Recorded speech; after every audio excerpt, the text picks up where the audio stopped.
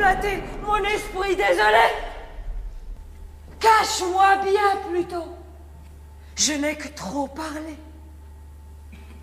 Mes fureurs au dehors ont osé se répandre. J'ai dit ce que jamais on ne devait entendre.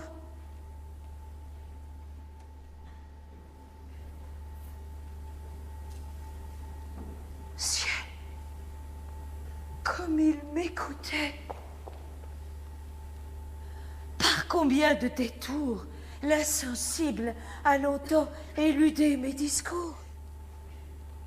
Comme il ne respirait qu'une retraite prompte. Et combien sa rougeur a redoublé ma honte. Pourquoi détournais-tu mon funeste dessein?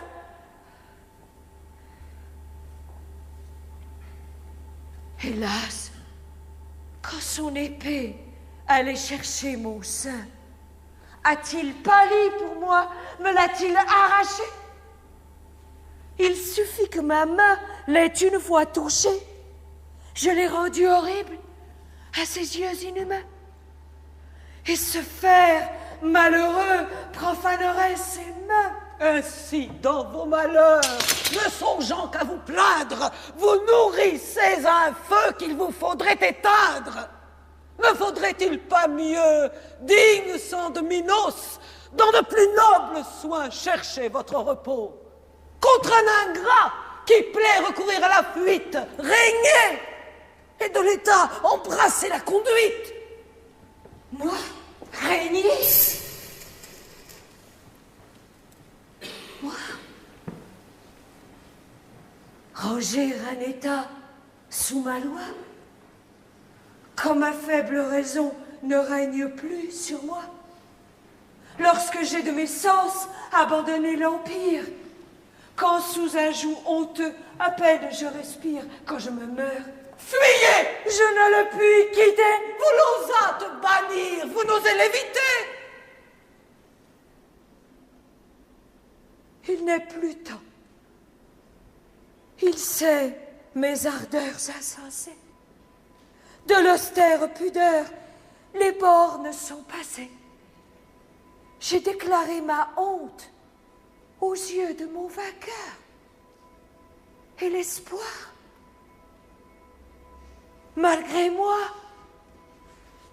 s'est glissé dans mon cœur. Toi-même, rappelant ma force défaillante et mon âme déjà sur mes lèvres errantes, par tes conseils flatteurs, tu m'as suranimé. Tu m'as fait entrevoir que je pouvais l'aimer. Hélas, de vos malheurs, innocente ou coupable, de quoi pour vous sauver n'étais-je point capable? Mais si jamais l'offense irrita vos esprits, pouvez-vous, d'un superbe, oublier les mépris? Avec quels yeux cruels sa rigueur obstinée vous laissait à ses pieds, peu s'en faut, prosterné?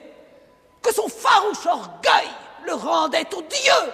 Que Phèdre, en ce moment, n'avait-elle mes yeux? Inanne, il peut quitter cet orgueil qui te blesse. Nourri dans les forêts, il en a la rudesse.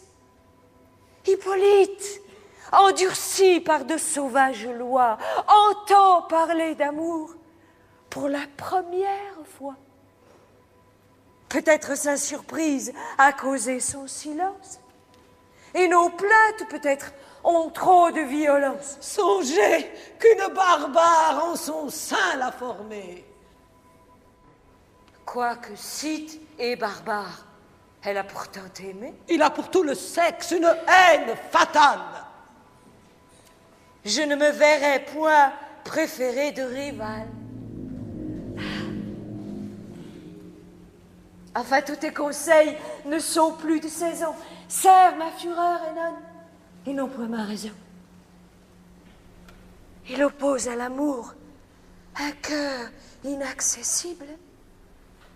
Cherchons pour l'attaquer quelque endroit plus sensible. Les charmes d'un empire ont paru le toucher. Athènes l'attirait, il n'a pu s'en cacher. Déjà de ce vaisseau, la pointe était tournée et la voile flottait au vent, abandonnée. Va trouver de ma part ce jeune ambitieux, Hénon. Fais briller la couronne à ses yeux, qu'il mette sur son front le sacré diadème. Je ne veux que l'honneur de l'attacher, moi-même. Cédons-lui ce pouvoir que je ne puis garder. Il instruira mon fils dans l'art de commander. Peut-être il voudra bien lui tenir lieu de père. Je mets sous son pouvoir et le fils et la mère. Pour le fléchir, enfin, tente tous les moyens. Tes discours trouveront plus d'accès que les miens. Presse, pleure, gémit, pas lui Phèdre mourante. Ne rougis point de prendre une voix suppliante. Je t'avouerai de tout, je n'espère qu'en toi. Va, j'attends ton retour pour disposer de moi.